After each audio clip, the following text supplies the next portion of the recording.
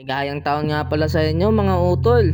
Dito nga pala sa video makikita nyo. Kinakatay namin yung baboy. Huwag kayong mag-alala mga utol. Dahil kung sino yung nakikita nyong tao dyan, siya yung pumatay dyan. Kaya wala kaming krimen na ginawa dyan mga utol. Pagpasensyahan nyo na nga. Dahil bago lang ako dito. Susubukan ko lang pala mag-vlog ngayong mga utol. Makikita nyo mga utol. Hawak-hawak na yung laman loob ng baboy natin mga utol. Siya nga palang tito namin na si Panot. Laging lasing pala yan mga utol. Ang lulutuin nga pala namin dyan sa baboy na yan. Dahil ang araw na to, kaarawan ng aming lola. Dito nga pala yung nagbibideo yung aking pinsan. Kanya naman ang ngiting tagumpay ng aming tito. Dito nga pala yung nagtatawanan silang lahat. Dahil pinuputol na yung itits. Dito nga pala, sanay na nga maghawak ng etits yan si Tito Panot. Makikita nyo asintado lahat ang ginagawa niyan. Pero kung tatanungin natin, awa yung baboy dito mga utol. Pagpasensyahan nyo na mga utol. Ganyan talaga ang buhay. Ito ang parte ng buhay niya. Dito nga pala na parts. Hirap na hirap kaming katayin yan mga utol. Dahil ang mga kasamahan niya ay puro din baguhan dito. At hindi rin sanay. Lalong lalo na ako.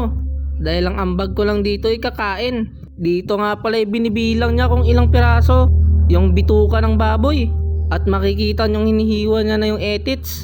Dahil yan ang umagahan niya mga utol. Lamas na lamas nga pala yung etits dito mga utol.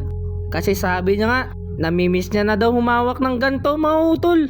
Matagal-tagal na rin panahon daw bago niya uli naranasan ito mga utol. Makahawak ng etits ng baboy mga utol. Partida pa yan mga utol. Dahil lasing na rin yung kumakatay niyan mga utol. Siguro ang tulog lang niyan ay 1 oras lang. Tapos iinom na naman niya ng alak mga utol. Pero pag nalitsyon na yung mga utol, masarap naman yung lasa mga utol. Dito nga pala hindi nyo makikita kung paano lutuin yung mga utol. Dahil ang binidyohan lang dito kung paano katayin yung baboy utol. Pagpasensyahan nyo na kung sino yung mataba dyan. Tamang hintay nga lang kaming bibigyan kami dito ng karne mga utol. Tsaka laman loob. At yun ang aming lulutuin mga utol. At yun na rin yung umagahan namin dito. Dahil di pa kami natutulog at kumakain mga utol. Dito nga pala yung masaya-saya ang usapan nila. At maririnig nyo lang yung boses ko.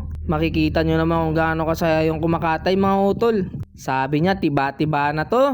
Sa pagtanggal pa nga lang ng laman loob ng baboy ay inabutan na kami ng 1 oras dyan mga utol. Kaso nga lang ito lang ipapakita namin. Yung mga highlights. Kita nyo ang laman loob ng baboy dito mga utol. Kahit patay na inaawat pa rin yan. Baka daw makawala. At wala